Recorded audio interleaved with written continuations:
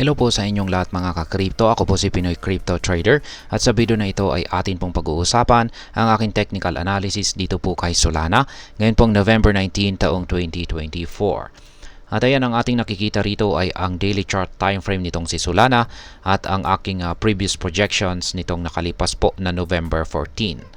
Yan, isa po sa aking projection dito ay patuloy po siyang makakaranas ng consolidation dito sa pagitan ng ating major resistance line na ito at saka ang ating major support dito sa 210.31. At yan na nga yung kanyang ginawa nitong nag-umpisa po noong November 12 mula nung nabasag niya yung dating major resistance line natin dito ay ayan, nag-consolidate po siya dito yan ng mga ilang araw hanggang November 16. Kaya dahil po sa kanyang consolidation na yan ay meron pong nabuo rito na isang minor resistance naman. Ayan, minor resistance dito. Ayan, dating minor resistance. Ayan, nag-consolidate po siya dito dati ay nitong mga nakaraang araw. At pero nabasag po niya ito. Ayan, nabasag niya yung minor resistance natin dito noong November 17 at ngayon ay umaakyat na po siya. At mukhang susubukan po niyang basagin yung major resistance natin dito. Ngayon ay nakikita ko po rito ay yan ang maaring galaw po ni Solana sa mga paparating na araw ay maaari po siyang mag-consolidate dito sa ilalim ng major resistance line natin dito sa presyong 250.37. At yan ay kung mabibigo po siyang basagin yung major resistance line natin na ito or kung siya ay mauuntog dito. At posible po siyang bumagsak at magkaroon ng correction dito sa nabasag na minor resistance line natin kung saan ay nagsisilbi na po ito ngayong isang minor support. Yan, maaari po siyang kung nagkaroon siya ng rejection dito, maaari po siyang bumagsak dito para magkaroon ng correction or pwedeng mag-consolidate muna siya dito sa ilalim ng major resistance natin dito. Pero sa tingin ko pag di po niya nagawang basagin ito or nauntog po siya, sa tingin ko ay mas mataas ang posibilidad na magkakaroon siya ng correction muna dito sa minor support natin dito or dito. Kasi mukhang malabo po na mabasag ni Solana yung major resistance line natin dito kung siya ay magko-consolidate lamang dito. Ayan, buti sana kung ito ay isang minor resistance lamang. Kakailanganin po talaga niya ng sapat na buwelo para basagin ito. Kaya ayan po yung aking basihan kung bakit ko nasabi na baka mauntog siya rito at pansamantala munang babagsak siya rito para kumuha ng sapat na buwelo. Ngayon ay syempre nandiyan na rin yung possibility na siya ay makaranas ng pagbagsak. At yan na nga yung sinabi ko kanina kung siya ay mauuntog sa major resistance natin dito. Ayan, kung mauuntog po siya rito ay kakailanganin po niyang makaranas ng correction kung pag hindi po rito.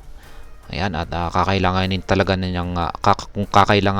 niya ng mas malalim na sapat na buwelo ay baka aabot po siya rito.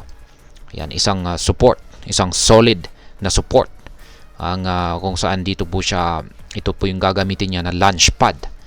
Ayan, para makakuha ng sapat na bullish pressure at muli po niyang basagin yung major resistance natin dito. Pero hindi pa naman po tayo nakakasiguro kung talagang mauuntog siya dito sa ating major resistance kasi hindi pa naman po siya umaabot dito.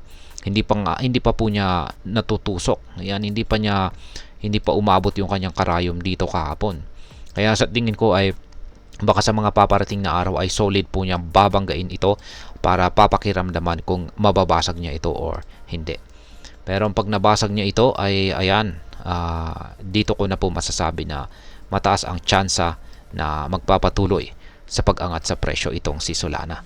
At ang sunod po na presyo na maaari niyang akyatin ay ang sunod na major resistance line natin dito na nasa presyong 272.53. Kaya yan.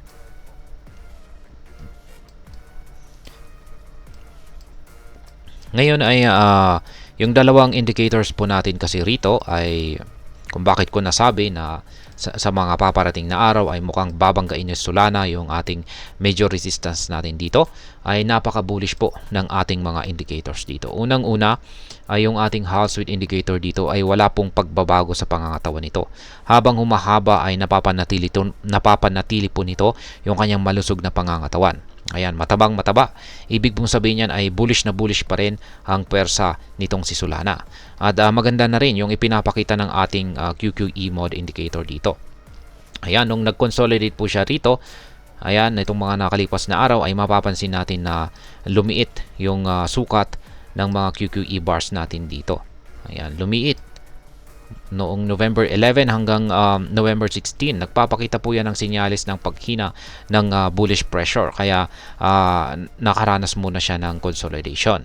Pero nitong November 17 hanggang sa kasalukuyan ay mapapansin natin na lumalaki na po yung mga sukat ng ating QQE bars dito. Ibig pong sabihin ay meron na pong or bumabalik na po ulit yung pwersa ng mga bulls. Kaya yan ang nagdulot po sa pagkabasag ng dating minor resistance line natin dito at bumuo po siya ng isang malaking bullish candlestick. At ngayon ay sa tingin ko ay nagpapatuloy pa yung lumalaking sukat ng ating QQE bars.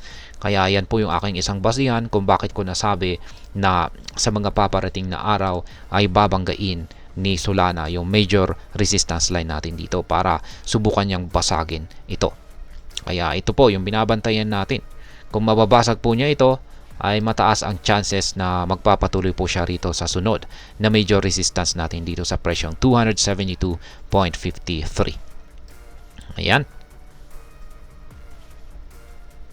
Kaya meron po tayong nakaabang rito na sell pending order dito po sa 250.37. Kamuntikan na, napakalapit na pong matrigger dito kahapon. Kaya ayan po. Yung ating mga buy pending orders naman ay nandito po sa ibaba. Yan, ilipat po natin yung isa or ayan, dagdagan na lamang po natin. Maglalagay po tayo rito or dito. Dito po kasi nakabili po tayo rito noon. Dito. Kaya adjusted lamang po kasi ito. Kaya sell pending order po yan. Ayan.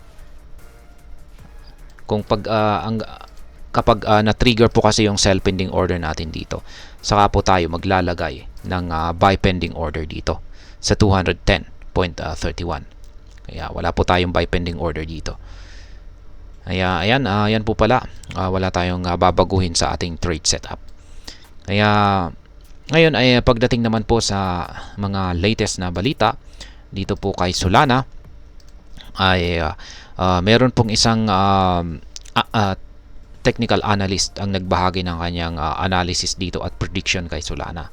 Meron po siyang nakita na isang cup and handle pattern kay Solana na siya raw pong magdudulot ng matinding pag-angat nito patungo sa presyong $500.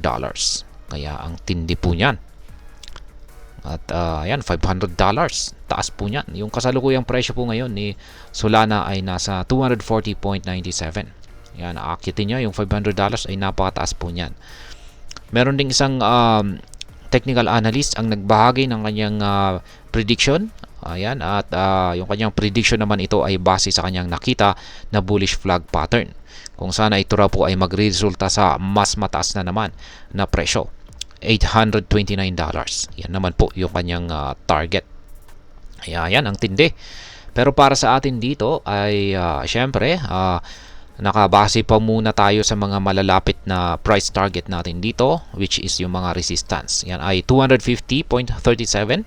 Kung nabasag yan ay 272.53. At yung inaasahan po natin na pinakamataas dito ay nasa 372. Kaya, ayan. Sa mga bago lamang po rito ay check na lamang po ninyo ang description ng video na ito para malaman kung anong platform at mga indicators ang ginagamit ko rito. At hanggang dito na lamang po tayo sa video na ito mga ka-crypto. Marami pong salamat sa panonood. Ingat po tayo lagi at God bless po sa ating lahat.